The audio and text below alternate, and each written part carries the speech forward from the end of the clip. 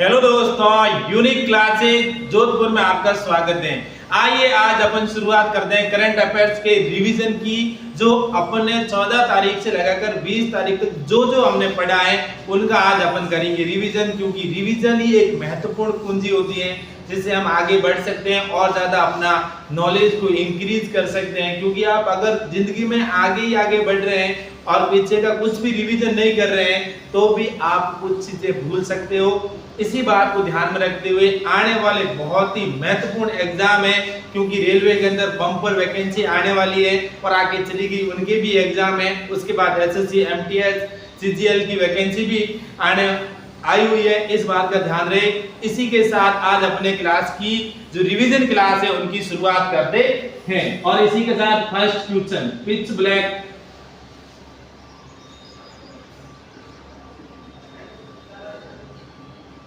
युद्धाभ्यास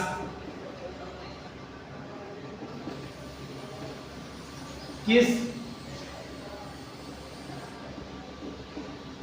देश में आयोजित किया जाएगा? बहुत ही महत्वपूर्ण युद्ध अभ्यास है, पिच ब्लैक युद्ध अभ्यास है, वो किस देश में आयोजित किया जाएगा? क्योंकि इसके अंदर 20 से अधिक देश हैं जो भाग लेंगे और महत्वपूर्ण युद्ध अभ्यासों में से एक है पिच ब्लैक, और इनका आयोजन किया जाता है ऑस्ट्रेलिया के अंदर। कहां पर आयोजन किया जाएगा? ऑस्ट्रेलिया के अंदर। और भारत भी इस युद्ध अभ्यास के अंदर क्या लेगा? हिस्सा लेगा। इस बात का ध्यान रहे, क्योंकि भारत ने बहुत सारे अपने महत्वपूर्ण लड़ाकू युद्ध अभ्यास लड़ाकू जो विमान है वहां पर भेजे हैं, जैसे सुखोई, राफेल, इस तरह के बहुत सारे जो लड़ाकू फाइटर जेट है इनको भी वहां पर भेजा है। इनके साथ में जो 20 देशों के सैनिक भी भाग लेंगे। इस बात का ध्यान रहे किस युद्ध अभ्यास के अंदर? पिच ब्लैक युद्ध अभ्यास के अंदर। और ये है किसका? ये वायु सैनिक युद्ध अभ्यास है, वायु सैनिक युद्ध अभ्यास। इस बात का ध्यान रहे और ये महत्वपूर्ण युद्ध अभ्यासों में से एक है पिच ब्लैक युद्ध अभ्यास। उसके बाद क्वेश्चन नंबर 2,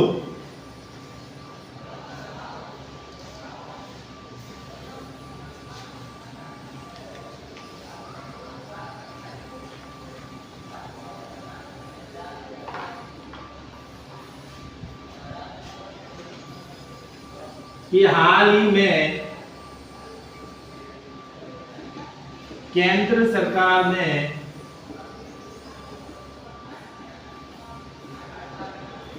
किस दिवस को संविधान हत्या दिवस मनाने की घोषणा की? कि ऐसा कौन सा दिवस है उस दिवस को संविधान की हत्या हुई थी उस दिन के लिए, और हमारे पूरे संविधान का कोई मतलब नहीं रहा था और हमारे देश के अंदर आपातकाल घोषित किया गया था। और उसी आपातकाल के दौरान बहुत सारे नेताओं को जेल के अंदर डाल दिया गया था और 18 महीना तक बहुत सारे बड़े बड़े नेता हैं वो जेल के अंदर रहे थे। इस बात का ध्यान रहे। और वो दिवस है 25 जून। कौन सा दिवस है? 25 जून को संविधान की हत्या के दिवस के रूप में मनाया जाता है, क्योंकि हमारे देश के अंदर आज तक आपातकाल कितने लगे ये भी ध्यान में आना चाहिए।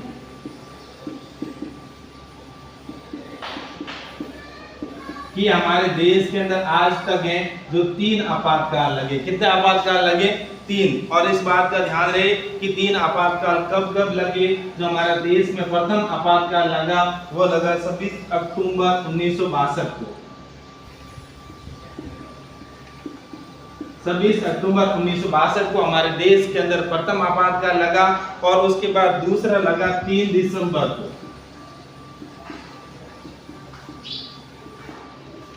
3 दिसंबर 1971 को भारत के अंदर दूसरा आपातकाल लगा और उसके बाद तीसरा आपातकाल लगा, वो लगा 25 जून 1972 1975 को, और 25 जून 1975 को आपातकाल लगा। इन्हीं आपातकाल के लिए 25 जून को हमारे देश ने, हमारे केंद्र सरकार ने संविधान की हत्या के लिए इनको दिवस मनाया जाता है, क्योंकि प्रथम आपातकाल का था कि भारत और चाइना के मध्य युद्ध हुआ था। दूसरा आपातकाल था जो भारत और पाकिस्तान के मध्य युद्ध हुआ था। लेकिन तीसरे आपातकाल के दौरान ऐसी कोई भी घटना नहीं घटित हुई कि जिससे हमारे देश में आपातकाल लग सके। फिर भी उस समय हमारे देश की प्रधानमंत्री थी इंदिरा गांधी। कौन थी? इंदिरा गांधी। और इंदिरा गांधी ने बिना किसी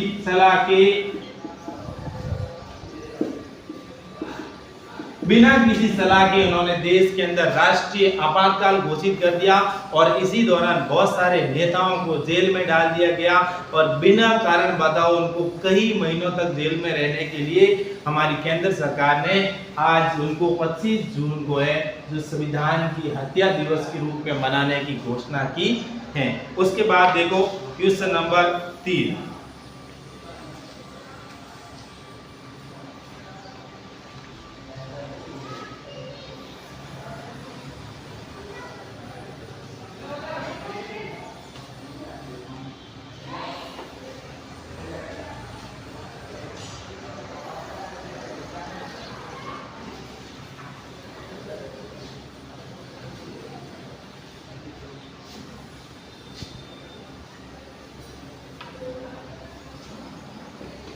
मंजीरा वन्य जीव अभयारण्य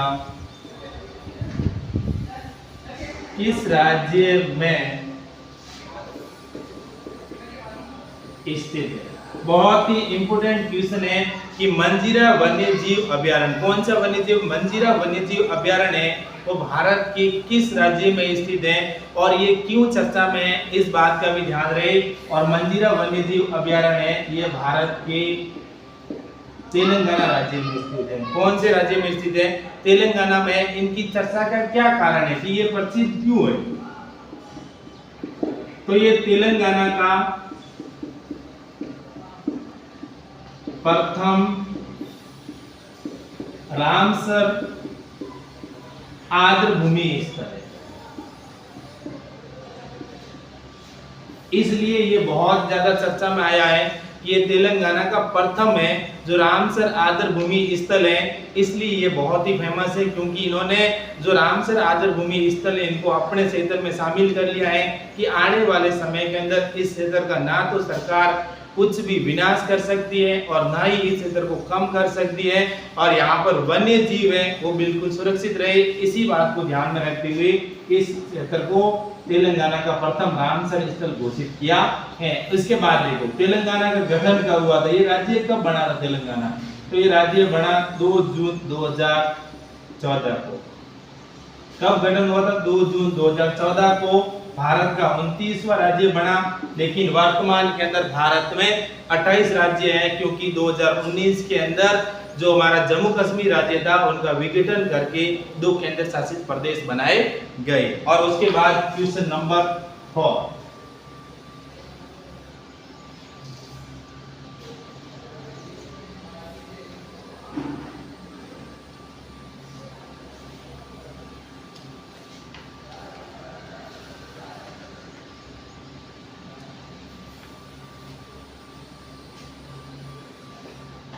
क्या है? होयसला मंदिर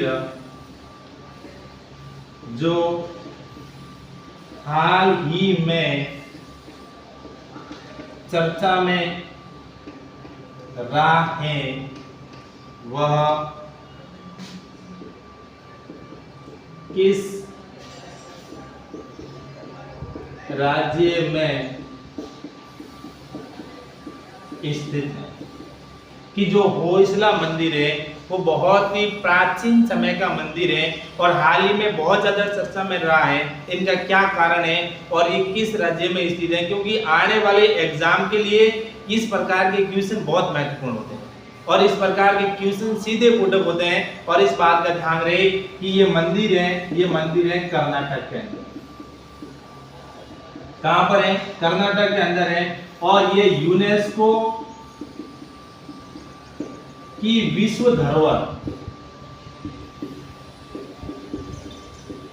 धरोहर की सूची के अंदर इनको शामिल किया गया है। यूनेस्को की जो विश्व धरोहर की सूची थी उसके अंदर इस कर्नाटक के मंदिर को शामिल किया गया है। ये भारत के प्राचीन मंदिरों में से एक है और ये यूनेस्को का जो भारत का 43वां स्थल है।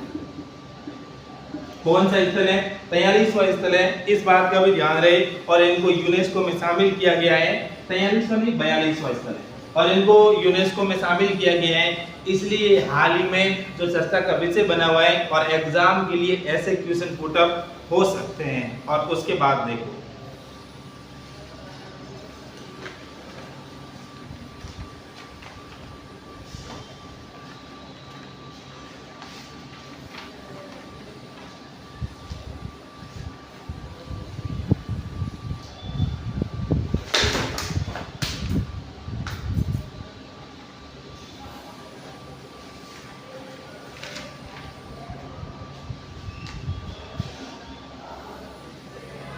कि हाल ही में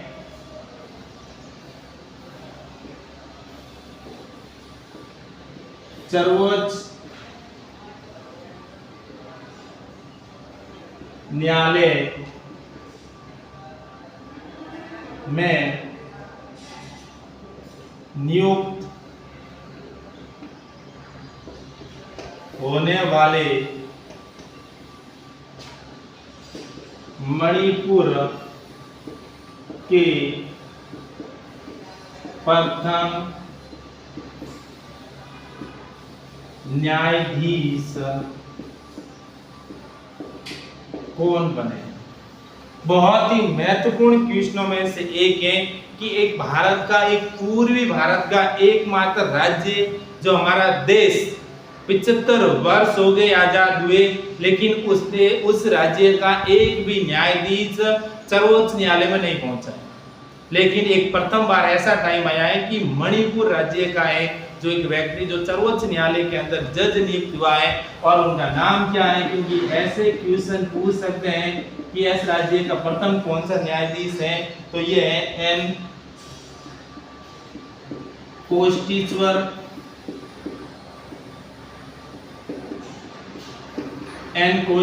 सिंह है। जो न्यायाधीश एन कोष्टीश्वर सिंह को सर्वोच्च न्यायालय के न्यायाधीश नियुक्त किया गया है। ऐसे क्वेश्चन बहुत ही इंपॉर्टेंट क्वेश्चनों में से एक होते हैं। उसके बाद देखो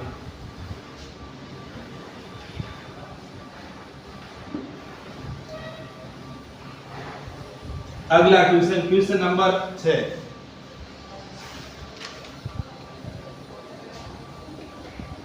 कि लाहौर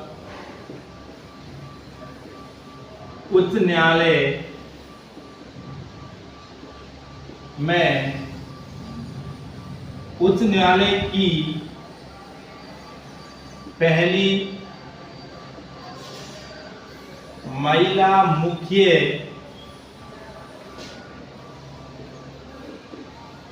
न्यायाधीश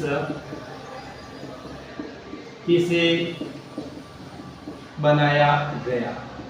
तो बहुत ही महत्वपूर्ण क्वेश्चन है कि जो पाकिस्तान का एक बहुत बड़ा जिला है और एक बहुत ही सिटी है जिनका नाम है लाहौर, जिसका नाम क्या है? लाहौर। और लाहौर के उच्च न्यायालय के अंदर उनकी एक प्रथम महिला है जो पाकिस्तान को भी आजाद हुए का करीबन 75 वर्ष हो गए, लेकिन महिलाओं की स्थिति बहुत ही चिंताजनक है। महिलाओं को आगे बढ़ने का बहुत ही कम मौका मिलता है, लेकिन एक ऐसी महिला है जिनको लाहौर उच्च न्यायालय का मुख्य न्यायाधीश बनाया गया है और उनका नाम है आलिया नीलम। क्या नाम है? आलिया। तो आलिया नीलम को है ना लाहौर उच्च न्यायालय की प्रथम मुख्य महिला न्यायाधीश बनाया गया है। इस बात के लिए ये चर्चा का विषय है क्योंकि ऐसे क्वेश्चन आ सकता है कि लाहौर उच्च न्यायालय की प्रथम महिला मुख्य न्यायाधीश कौन बनी? तो आलिया नीलम। और उसके बाद देखो पाकिस्तान।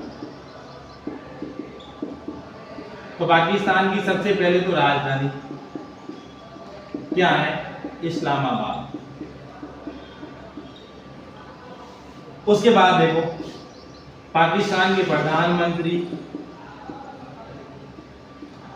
शहबाज शरीफ है। और उसके बाद सबसे बड़ी मेरे को लगी कि पाकिस्तान के अंदर बहुत सारी नदियां हैं, जो बहुत सारी नदियां फेमस है, क्योंकि पाकिस्तान को एशिया का नदियों वाला देश कहा जाता है। इतनी बड़ी संख्या के अंदर पाकिस्तान के अंदर नदियां चलती हैं, फिर भी पाकिस्तान की बड़ी विडंबना है कि वो नदियों को ठीक तरीके से कवर नहीं कर पाते हैं, और जो हिमालय का जितना भी मीठा पानी है वो समुद्र के अंदर चला जाता है। तो इस बात के लिए देखो, चिनाब नदी पाकिस्तान में चलती है, रावी चलती है, व्यास नदी चलती है, सतलज नदी चलती है, और उसके बाद सिंधु नदी भी पाकिस्तान की प्रमुख नदियों में से एक है। इस बात का ध्यान रखें क्योंकि सिंधु का इतिहास ही बहुत पुराना है। उसके बाद देखो क्वेश्चन नंबर 7,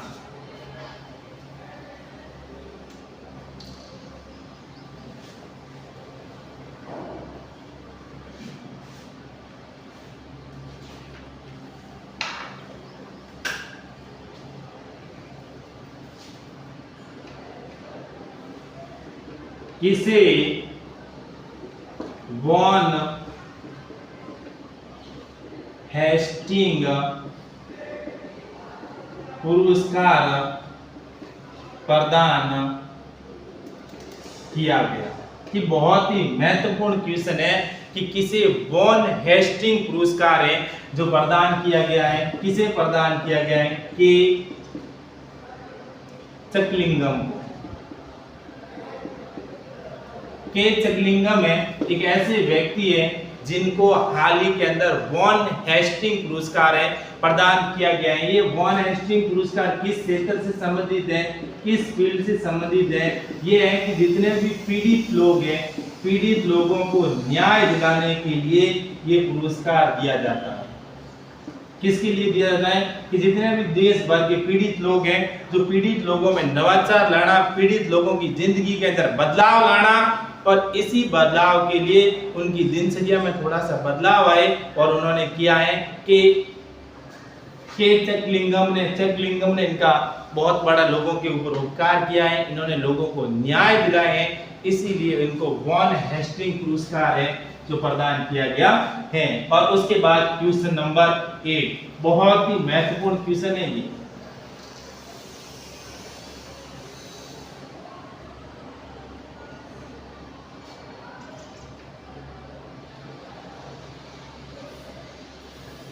विंबलडन खेल 2024 के पुरुष एवं महिला विजेता कौन कौन है? बहुत इंपोर्टेंट क्वेश्चन है, आने वाले एग्जाम के अंदर इस प्रकार के क्वेश्चन है जो बहुत ही महत्वपूर्ण क्वेश्चनों में से एक है कि जो विंबलडन खेल है, विंबलडन 2024 है, जो टेनिस का सबसे बड़ा टूर्नामेंट है। किसका टूर्नामेंट है? टेनिस का सबसे बड़ा टूर्नामेंट है। इसके अंदर महिला वर्ग के अंदर किसने पुरस्कार जीता है और पुरुष वर्ग के अंदर किसने पुरस्कार जीता है, इस बात का ध्यान रहे क्योंकि ये बहुत इंपोर्टेंट है। तो पुरुषों के अंदर ये जीता है, वो जीता है कार्लोस अल्कारेज। कार्लोस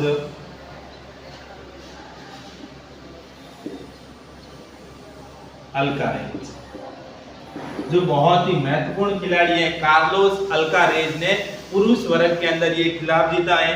और उसके बाद महिलाओं के अंदर जीता है वो है एक सर्बिया की खिलाड़ी है, बहुत महत्वपूर्ण खिलाड़ी है। और इसके बाद पुरुषों के अंदर उप विजेता कौन रहे? तो उप विजेता में रहे नोवाक जोकोविच। कौन रहे? नोवाक जोकोविच हैं जो उप विजेता रहे और इन्होंने 24 बार ये विजेता रह चुके हैं। इस बात का भी ध्यान रहे लेकिन इस बार वो हार गए और वो उपविजेता रहे। लंबे समय से टेनिस के अंदर खेलते रहे नोवाक जोकोविच, लेकिन इस बार कार्लोस अल्कारेज ने इनको इस खेल के अंदर हरा दिया। इस बात का भी ध्यान रहे क्योंकि बहुत महत्वपूर्ण खेलों में से एक है। उसके बाद देखो टेनिस के जो 4 सबसे बड़े टूर्नामेंट होते हैं और उस टूर्नामेंट के अंदर सबसे जो पहला होता है वो होता है ऑस्ट्रेलिया। कौन सा होता है? ऑस्ट्रेलिया। उसके बाद होता है फ्रेंच ओपन। तो पहला कौन सा होता है? ऑस्ट्रेलिया ओपन, दूसरा होता है फ्रेंच ओपन और तीसरा होता है विंबलडन ओपन, और जो 4 नंबर का आगे होगा वो होगा यूएस ओपन। तो इस प्रकार से भी आपको लाइन टू लाइन क्वेश्चन पूछ सकते हैं कि आप है ना टेनिस के जो सबसे बड़े 4 टूर्नामेंट हैं जिसका नाम है ऑस्ट्रेलिया, फ्रेंच, विंबलडन और यूएस है, इनको लाइन टू लाइन लगाओ कि सबसे पहले कौन सा टूर्नामेंट होता है, उसके बाद कौन सा होता है और उसके बाद कौन सा होता है। इस बात का भी ध्यान रहे। क्वेश्चन आगे आने वाले कैसे भी पूछ सकते हैं, लेकिन आपको एनी टाइम प्रिपेयर रहना है।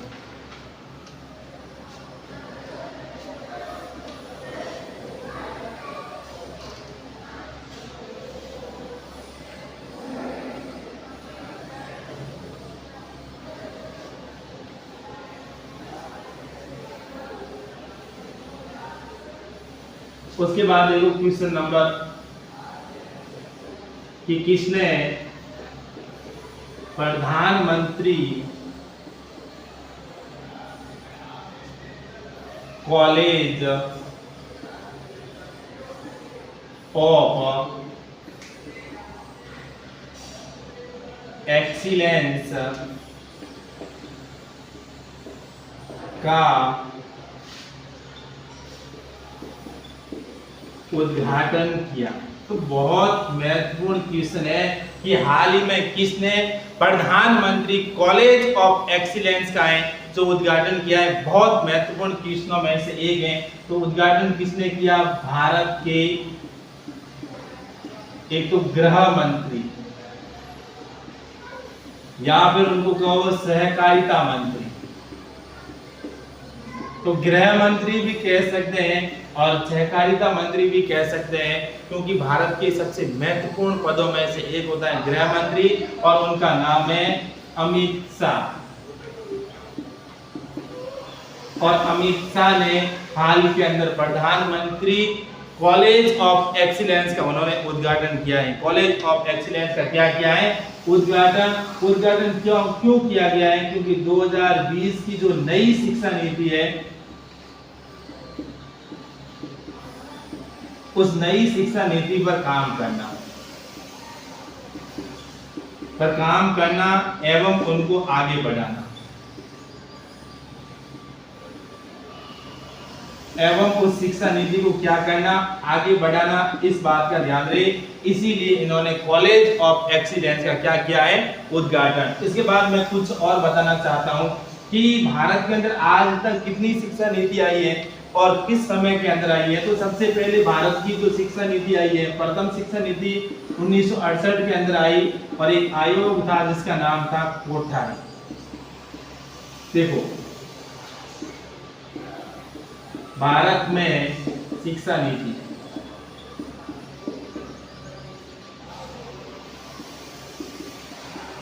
तो भारत में आज तक कितनी 3 शिक्षा नीति आई। प्रथम कब आई थी? 1968 के अंदर। और आयोग कौन सा? कोठारी आयोग। और उसके बाद दूसरे नंबर पर शिक्षा नीति आई, वो आई 1986 के अंदर और उसमें डॉक्टर कौन था?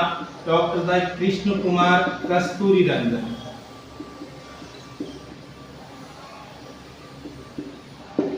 कृष्ण कुमार कस्तूरीरंजन थे वो डॉक्टर। दूसरी शिक्षा नीति के अंदर आई और तीसरी शिक्षा नीति में कौन सा आयोग था? तीसरी शिक्षा नीति थी 2020 के अंदर और उसके अंदर भी डॉक्टर कृष्ण कुमार कस्तूरीरंजन है जो इनके अध्यक्ष थे। इन्हीं के दिशा निर्देशन के अंदर आज तक भारत के अंदर है तो 3 शिक्षा नीति आ चुकी है। और उसके बाद अगला क्वेश्चन बहुत ही महत्वपूर्ण क्वेश्चनों में से एक है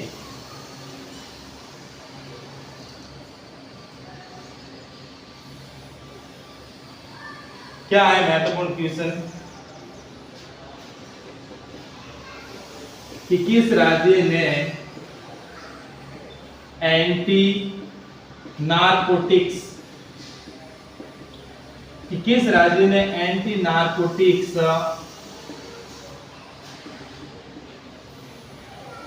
फोर्स के गठन की घोषणा की कि भारत का ऐसा कौन सा राज्य है जहां पर मादक पदार्थों का उपयोग बढ़ रहा है, नशीले पदार्थों का उपयोग बढ़ रहा है, उनको रोकने के लिए एंटी नारकोटिक्स जो फोर्स है इनका गठन करने की घोषणा की है, और वो राज्य है राजस्थान। क्योंकि राजस्थान पाकिस्तान से लगा हुआ भारत का राज्य है और वहां से बड़ी मात्रा के अंदर जो ड्रग्स हैं, ड्रग्स का जो भारत के अंदर आयात हो रहा है, बड़ी संख्या के अंदर वहां से लोगों को खपत है जो प्रोवाइड कराई जा रही है, इन्हीं को रोकने के लिए और राज्य को नशीले पदार्थों से मुक्त करने के लिए राजस्थान सरकार ने एंटी नारकोटिक्स जो फोर्स है इनके गठन की क्या की है घोषणा। और उसके बाद देखो अगला क्वेश्चन,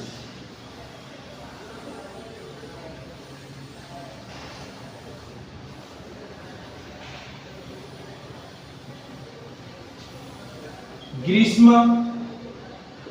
कालीन ओलंपिक खेल 2024 का आयोजन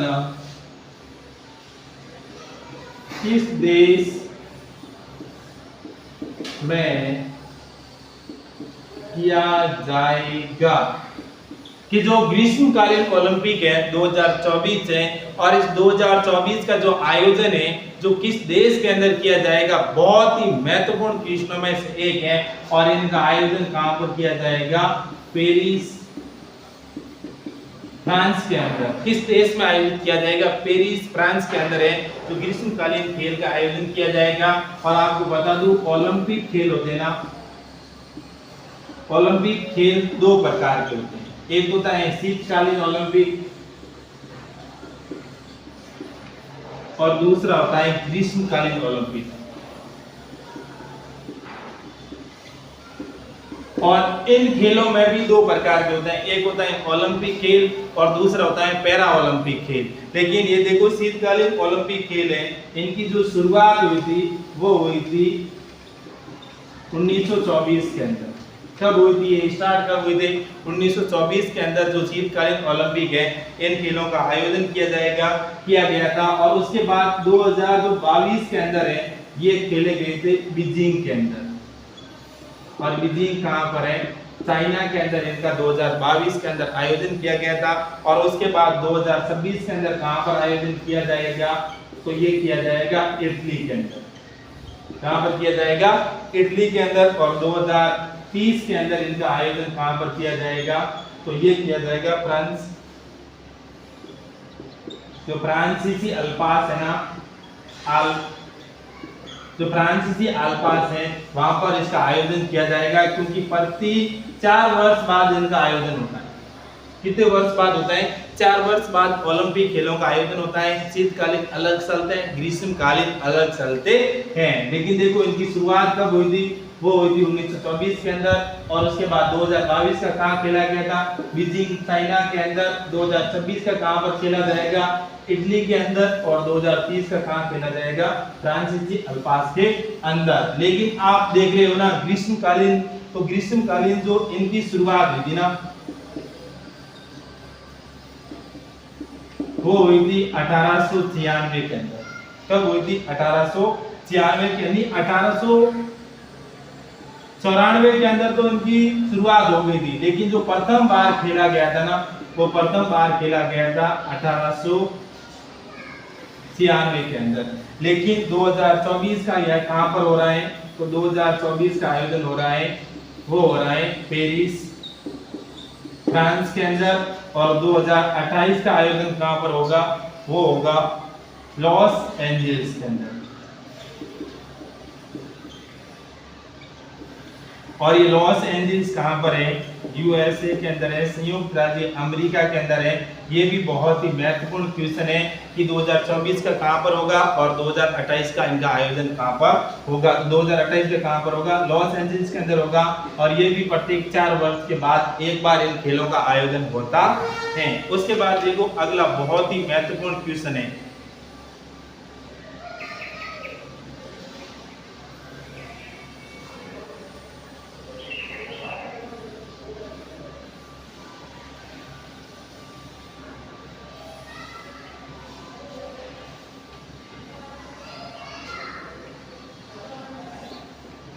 कि कटारा गामा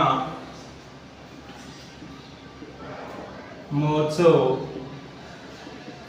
किस देश में मनाया जाता है? तो कटारा गामा महोत्सव है वो किस देश के अंदर मनाया जाता है? क्योंकि हमारे जो पड़ोसी देश है उनका भी ध्यान रखना सबसे महत्वपूर्ण होता है इसी बात के लिए कि कटारा गामा उत्सव है वो किस देश के अंदर मनाया जाता है और इनका आयोजन किया जाता है श्रीलंका। कहाँ पर आयोजन किया जाता है? श्रीलंका के अंदर। ये सभी धर्मों का त्योहार है। ऐसा ना हो कि इस धर्म के इस त्योहार के अंदर कोई एक पर्सनल धर्म है वो इनका उपयोग करता है, ऐसा भी ना हो। लेकिन ये सभी धर्मों का एक मिलजुल कर त्योहार मनाते हैं जिनका नाम है कटारा गामा। और ये किस देश के अंदर है? ये श्रीलंका के अंदर है। इस बात का भी ध्यान रहे कि जो भारत के पड़ोसी देश है उनका भी आपको थोड़ा सा नॉलेज होना चाहिए कि भारत के पड़ोसी देश कौन कौन से हैं।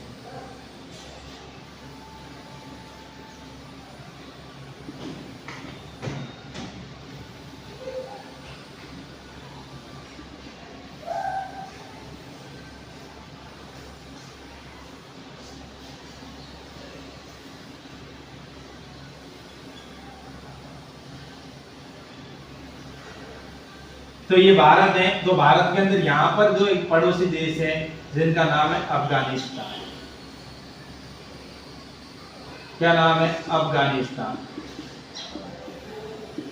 और उसके बाद यहाँ पर जो पड़ोसी देश है भारत का वो है पाकिस्तान।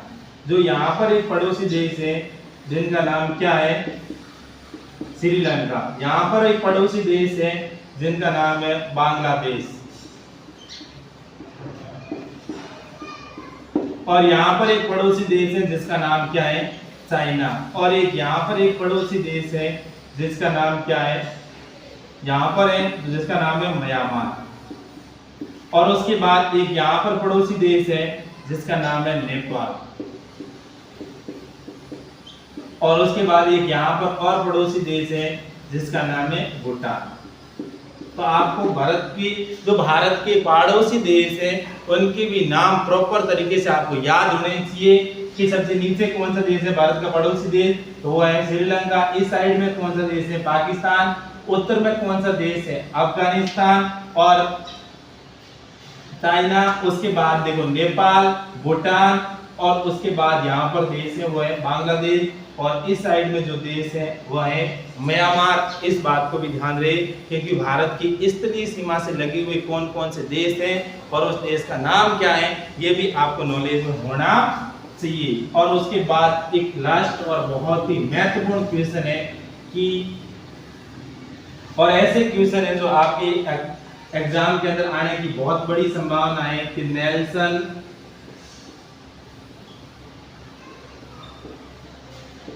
मंडेला दिवस कब मनाया जाता है? कि नेशनल मंडेला दिवस है वो कब मनाया जाता है? बहुत ही महत्वपूर्ण क्वेश्चनों में से एक है नेल्सन मंडेला। और ये दिवस कब मनाया जाता है? ये दिवस मनाया जाता है 18 जुलाई। प्रतिवर्ष 18 जुलाई को ये दिवस मनाया जाता है। और ये दिवस मनाने की जो शुरुआत हुई थी, इनकी शुरुआत कब हुई? ये हुई थी 2010 के अंदर। कब हुई थी? 2010 के अंदर नेशनल मंडेला दिवस मनाने की शुरुआत हुई थी। और ये 18 जुलाई को ही क्यों मनाया जाता है? ये भी आपके मन में होना चाहिए कि क्यों मनाया जाता है 18 जुलाई को, क्योंकि 18 जुलाई 1918 के अंदर इनका जन्म हुआ था, नेशनल मंडेला का। किसका जन्म हुआ था? नेशनल मंडेला का। रंग भेद की नीति के बहुत ही महत्वपूर्ण व्यक्तित्वों के धनी थे, जिन्होंने रंग भेद का उन्मूलन किया है। जो काले और जो गोरों के मध्य का जो रंग भेद की जो जिनके बीच का जो फासला था, उस फासले को बहुत ही कम करने का प्रयास किया और रंग भेद की नीति के लिए उन्होंने अपने पूरे जीवन संघर्ष किया और अपने पूरे जीवन के अंदर ये 27 वर्षों तक ये जेल में रहे और उन्होंने 27 वर्ष अपनी जिंदगी के जेल में बिताए और फिर ये बहुत ही राष्ट्रपति बने और भारत सरकार ने इनको भारत रत्न प्रदान किया गया है। इस बात का भी ध्यान रहे। और इनको नोबेल पुरस्कार है वो भी प्रदान किया गया है, क्योंकि ये बहुत ही महत्वपूर्ण व्यक्तित्वों के धनी थे, जिनको बड़े बड़े पुरस्कार प्रदान किया गया है। नोबेल कमेटी इनको नोबेल पुरस्कार प्रदान किया है और भारत सरकार ने इनको भारत रत्न पुरस्कार प्रदान किया गया है। और 2013 के अंदर इनकी हो गई मृत्यु। क्या हो गई? मृत्यु। बहुत ही महत्वपूर्ण व्यक्ति है नेशनल मंडेला। अगर हमारा वीडियो पसंद आए तो शेयर, लाइक एंड सब्सक्राइब जरूर करना। Thank you.